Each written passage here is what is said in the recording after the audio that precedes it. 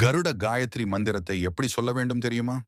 காலை நேரத்தில் குளித்துவிட்டு மனதை அமைதியாக வைத்து கருடாழ்வாரை நினைத்து கண்களை மூடி மெதுவாக இந்த மந்திரத்தை சொல்லுங்கள். ஓம் பக்ஷிராஜாய வித்மஹே ஸ்வர்ணபக்ஷாய தீமஹி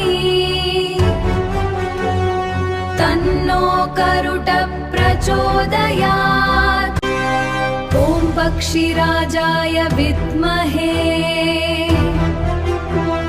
ஸ்வர்ணபக்ஷாய தீமஹி तन्नो करुट प्रचोदयात्.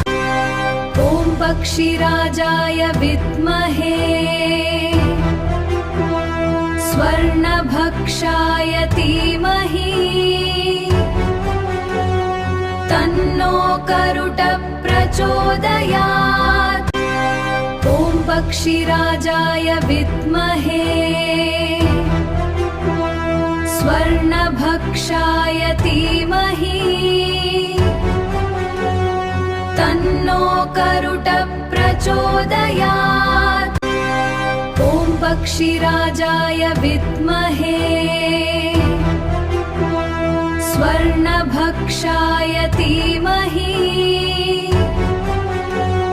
तन्नो करुट प्रचोदयात्. ॐ पक्षिराजाय विद्महे स्वर्णभक्षाय धीमहि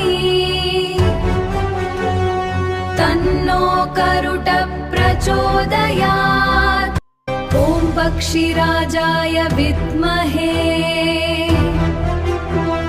स्वर्णभक्षाय धीमहि तन्नो करुट प्रचोदयात्. ॐ पक्षिराजाय विद्महे स्वर्णभक्षाय धीमहि